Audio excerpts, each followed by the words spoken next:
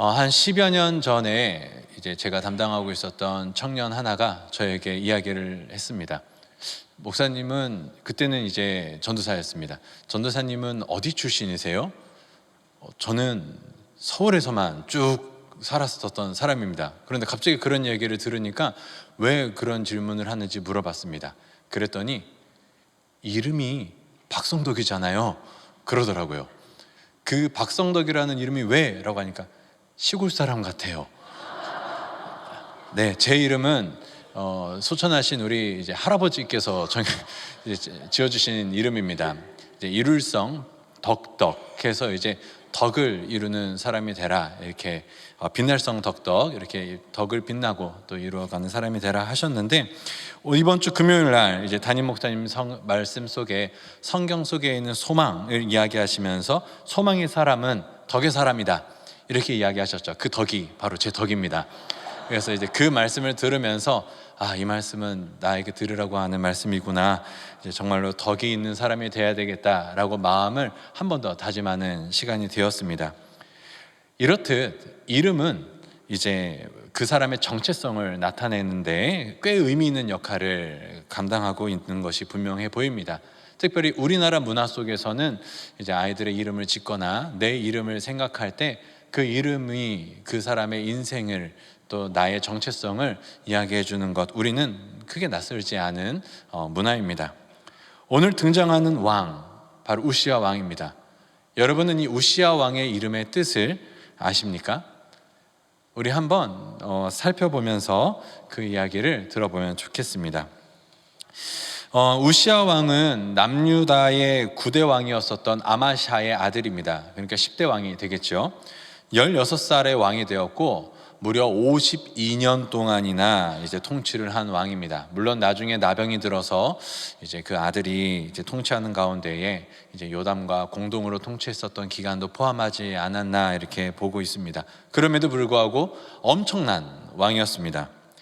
이 역사서를 볼 때 병행본문을 보는 것이 꽤 의미가 있는데, 병행본문은 열왕기하 15장 1절부터 17절의 내용입니다. 열왕기하 15장 1절에서 7절의 내용인데 다 보지는 않을 거고요. 열왕기하와 역대하 모두 이 오시야 왕에 대해서는 꽤 긍정적으로 평가하는 부분이 있습니다.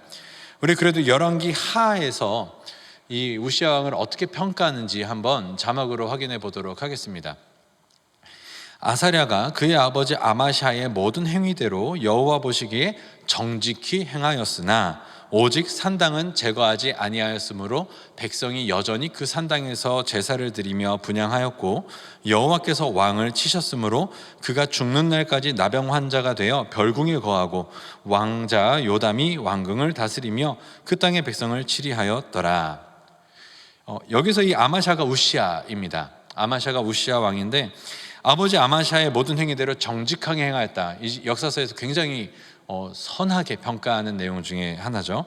그런데 산당을 제거하지 않음으로써 백성들이 여전히 우상 숭배를 하였고, 그래서 결국은 하나님께서 왕을 치셨다, 나병을 걸렸다라는 이런 안타까운 이야기로 끝이 나는 모습이 바로 이 열왕기하의 평가입니다. 굉장히 냉철하게 평가하죠.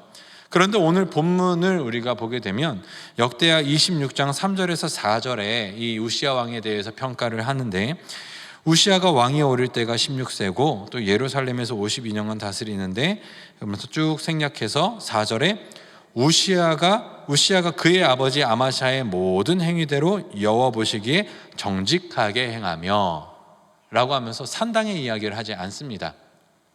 그러니까 이제 역대하는 긍정적인 평가를 부각하고 있는 것이죠. 이러한 차이는 열왕기서와 역대기의 그 서술 시기와 목적에 따른 이 관점 차이가 있기 때문에 이 차이를 갖고 있습니다. 간단하게 언급하면 이렇게 쉽게 설명하면 좋을 것 같습니다. 열왕기서는 우리가 왜 이렇게 되었을까라고 하는 이 이스라엘 백성들이 이제 포로기한하면서 우리가 왜 이렇게 됐을까 하면서 이제 잘한 것과 잘못한 것을 솔직히 보려고 하는 그러한 경향을 갖고 있다고 생각할 수 있다면, 역대기는 우리에게도 아직 소망이 있다, 이러한 어떤 이제 하나님의 언약을 기억하며 우리가 소망을 갖고 다시 한번 잘해보자라는 이러한 이제 소망을 줘야 되기 때문에 이제 잘못된 부분들을 좀 어느 정도 제하고, 또 북이스라엘 북왕국의 이야기도 좀 빼고, 그래서 남유다의 다윗의 계보, 그 중에서도 선한 왕들의 행보를 보면서 소망을 좀 가져보려고 하는 이 차이가 있었다라는 것을 생각해 보면 이 차이가 있구나, 이렇게 생각해 보시면 좋겠습니다. 그래서 역대기는 우시아의 산당 사건이나 이러한 부분들은 빼고 이제 좋은 부분들을 어느 정도 더 집중해서 이야기하려고 하는 부분이 이제 부각되어 있는 것입니다. 그런데 우리가 봤듯이 이 두 성경의 왕의 이름이 다릅니다. 우시아, 그리고 열왕기하에서는 아사랴 되어 있죠. 이름은 달라 보이는데 같은 사람입니다. 그리고 뜻이 같습니다. 뜻은 바로 이렇습니다. 여호와는 나의 도움, 여호와는 나의 힘. 이게 바로 아사랴 또 우시아가 갖고 있는 똑같은 이름의 뜻입니다. 왜냐하면은 어근이 바로 아자르라고 하는 이 도움이라고 하는 단어에서 이제 파생이 되는데, 아사랴 우시아 너무 다르지 않습니까? 하는데 히브리어는 세 글자로 되어 있는 단어들로 이제 기본 구성되어 있는데 모음보다 자음을 봐야 됩니다. 뭐 이거 한글로 표현할 수는 없지만 아자르, 아사랴, 우시야 했을 때 우시야는 이제 레쉬가 탈락이 돼서 르 발음이 탈락이 돼서 된 거지만, 잘 보시면 아자르, 아사랴, 우시야 약간 비슷한 느낌이 있으시죠? 한국 자음으로만 봐도. 그래서 결국은 여호와는 나의 도움이시다, 여호와는 나의 힘이시다라고 하는 이 뜻을 갖고 있는 게 우시야 또는 아사랴 왕의 뜻이었습니다. 그리고 나서 이제 본문은 우시아의 긍정적인 면을 먼저 보여줍니다. 1절에서 5절은 우시아에 대한 소개 및 평가입니다. 특별히 5절을 보시면 하나님의 묵시를 밝게 하는 스가랴가 사는 날에 하나님을 찾았고 그가 여호와를 찾을 동안에는 하나님이 형통하게 하셨더라. 이제 이 스가랴가 스가랴 선지자는 아닙니다. 이 성경을 쓴 다른 사람인데, 결론은 하나님이 형통하게 하셨다라고 하는 평가입니다. 그러면 어떻게 형통하게 하셨는가가 바로 5절부터 이제 6절부터 나오는데, 첫 번째로 외적인 부흥입니다. 쉽게 이야기하면은 전쟁에서 대외적인 부흥, 대외적인 승리를 이야기하는 거죠. 6절은 남유다의 서쪽 부근, 이제 남유다 지도에서 남유다의 서쪽 부근 블레셋 지역에 대한 승리의 이야기가 나오고, 7절은 거기를 포함해서 남유다의 동남부 쪽에 있는 아라비아와 마온 사람들까지 평정하였고, 8절은 더 이제 이스라엘을 넘어서 북동쪽에 있는 암몬 지역의 사람들까지도 조공하러 왔다. 그러니까 쉽게 이야기하면은 주변을 평정했다라는 이야기입니다. 북쪽은 뭐 이스라엘이 동포로 막혀 있으니까, 또 그때 가장 강력했었던 여로보암 2세였으니까 뭐 생각할 수 있겠지만, 결론적으로는 애굽의 변방에까지 우시아 왕의 소문이 들 정도로 주변을 평정했고 평온했다, 전쟁이 없었다. 이게 외적인 부흥의 아주 간단한 설명입니다. 우시아 왕이 오니까 전쟁이 사라지고 승리하고 주변을 평안하게 한 것이죠. 그 다음으로 내적인 부흥에 대해서 나옵니다. 9절부터 나오는데, 성 모퉁이 문과 골짜기 문과 성굽 위에 망대를 세웠다라고 이야기를 하는데, 이게 왜 내적인 부흥일까라고 생각을 할 수 있는데, 바로 전장인 역대하 25장 23절을 한번 보시면, 그때에 아버지 때 이스라엘 왕 요아스가 이제 쳐들어옵니다. 그랬을 때 유대 왕 아마샤를 사로잡고 예루살렘에 이르러 무엇을 하냐면 예루살렘 성벽을 무너뜨립니다. 성벽을 헙니다. 그런데 이제 우시아 때가 됐더니 이 성벽을 다시 세워가기 시작하는 것이죠. 성모퉁이의 문, 골짜기의 문, 성굽 위에 망대를 세워가며 그 아픔을 딛고 회복되어지는 것, 그러니까 무너졌던 것의 회복을 넘어서 내적인 부흥과 회복이 있었다라는 것을 단면적으로 보여주고 있는 것입니다. 더 나아가 10절에는 당시의 국가의 근간으로 볼 수 있었던 농업과 관련되었었던 부분에서 부흥을 이루어지고 있다, 이야기합니다. 오늘날로 이야기하면 경제가 살아났다, 뭐 이렇게 볼 수 있겠죠. 여기서 막루는 군사용으로 볼 수는 있겠지만 더 원래 정확한 것은 농부와 목자들을 위한 막루였을 것으로 보여집니다. 특별히 농사를 좋아했다라고 하는데 땅을 사랑했다라고 되어 있습니다.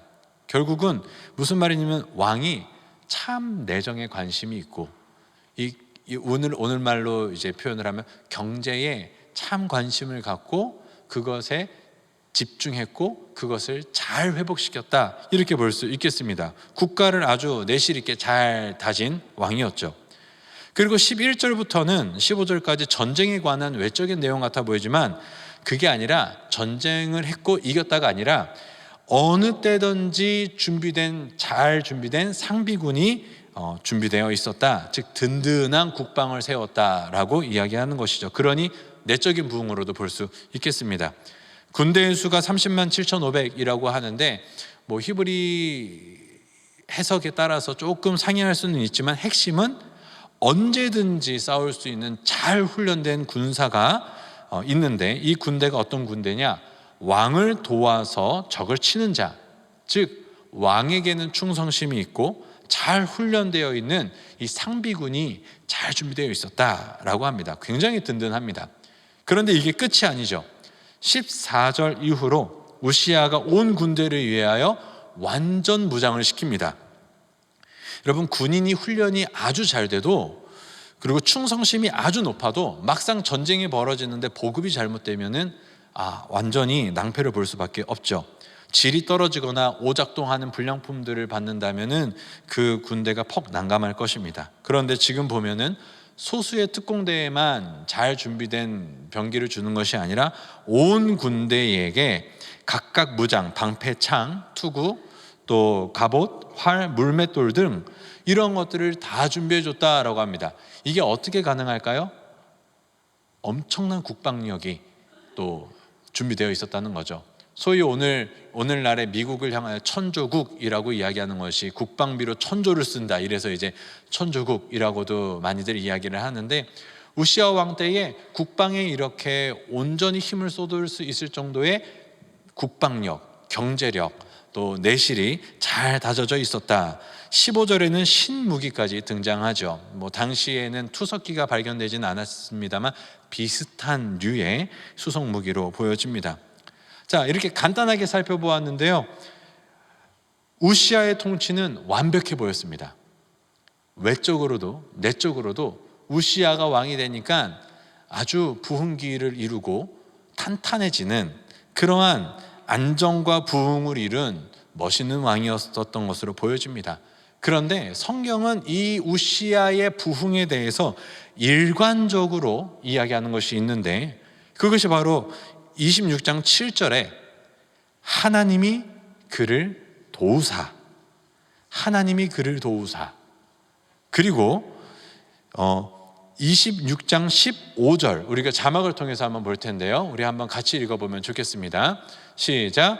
또 예루살렘에서 재주 있는 사람들에게 무기를 고안하게 하여 망대와 성곽 위에 두어 화살과 큰 돌을 쏘고 던지게 하였으니 그의 이름이 멀리 퍼짐은 기이한 도우심을 얻어 강성하여 짐이었더라. 아멘.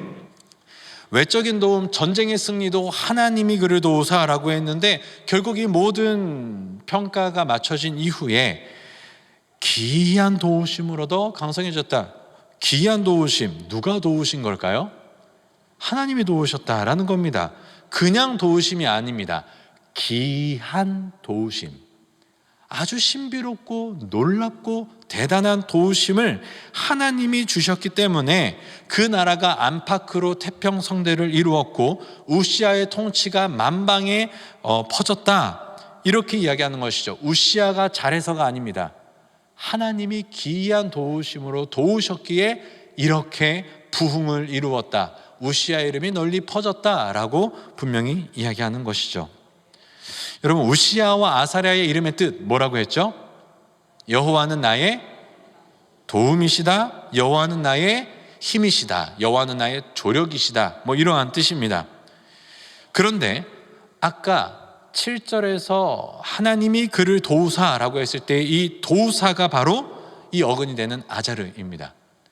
그리고 15절에서 우리가 함께 읽었었던 기이한 도우심, 여기에서 이 도우심도 바로 그 똑같은 단어인 아자르 단어입니다. 우시아는 자신의 이름을 생각하며 이 사실을 기억했어야 됐습니다. 지금 나의 형통, 나의 강함, 이 모든 것이 나 때문이 아니라, 내가 잘해서가 아니라, 나를 통해서가 아니라 바로 여호와 하나님으로 인해서 가능케 되었다. 이것을 기억했어야 됩니다. 그런데 우시아는 이 사실을 잊어버리는 말도 안 되는 기이한 착각을 하게 됩니다. 바로 교만해져서 하나님 앞에 악을 행하고 범죄한 것이죠. 교만해진 내용은 간단하게 설명하면 여호와의 성전에 들어가서 향단을 자기가 분향한 것입니다. 원래는 제사장들만 해야 되는 것인데 내가 교만해져서 그 악을 행한 것이죠. 이 시간 우리가 이 교만함의 내용을 다 살펴보지는 않을 겁니다. 출애굽기 30장이나 민수기 16장 40절, 18장 1절에서 7절 정도를 참고하셔서 왜 향단을 왕이 드린 것이 잘못되었는지는 나중에 한번 확인해 보시면 좋겠습니다. 그런데 재밌는 것은 15절에 기이한 도우심을 얻어 강성하여졌다라고 하는 것과 16절에 그가 강성하여짐에 그의 마음이 교만하여 할 때에 이 강성해지다라는 것이 또 같은 단어라는 것이죠. 결국은 이 똑같은 단어가 두 구절을 잇고 있는 것입니다. 15절까지 우리가 보았습니다. 우시아가 또 남유다가 왜 강성해졌습니까? 기이한 도우심을 받아서 강성해졌습니다. 그런데 우시아는 왜 교만해졌습니까? 강성하여졌기 때문입니다. 그렇다면 우시아는 무엇을 놓치고 있는 걸까요? 대체 무엇을 착각하고 있는 걸까요? 나의 강성하여짐이 하나님의 기이한 도우심으로 인함이로다 라는 이 사실을 기억했어야 되는데 이것을 잊어버리고 내가 잘해서, 내가 수고해서 나로 인해 강성해졌다라고 착각하기 시작하니 그때부터 문제가 생기는 겁니다. 기이한 착각입니다. 아주 기괴한 착각이라고 볼 수밖에 없습니다. 왜냐하면 그 도우심이 기이했기 때문에 더욱 그러합니다. 사람의 눈으로 봤을 때의 우시아의 치세는 완벽해 보였습니다. 실로 소망을 가진 만한 왕이었습니다. 우시아 통치 기간에 외적으로 내적으로 국가가 부흥했죠. 분명히 형통하였다라고까지 이야기했습니다. 기이한 도우심으로 왕의 이름이, 나라의 명성이 땅 곳곳에 퍼졌습니다. 그런데 우리 이 시간 말씀 한 구절 같이 보면 좋겠습니다. 바로 이사야 6장 1절입니다. 우시아 왕이 죽던 해에 내가 본즉 주께서 높이 들린 보좌에 앉으셨는데 그 옷자락이 성전에 가득하였고. 남유다를 부강하게 했었던, 어쩌면은 다윗의 왕국의 그 영화를 다시 회복시키지 않을까라고 소망을 가져도 될 것 같았던 이 기이한 도우심을 받은, 그래서 기이한 부흥을 이룬, 기이한 강성함을 가진 이 왕도 결국은 어떻게 되었습니까? 죽었습니다. 결국은 인간의 소망을 갖고 있었던 그 왕도 교만하여 나병이 걸리고 결국은 죽음을 피하지 못했습니다. 그런데 그때 이사야가 무엇을 보았습니까?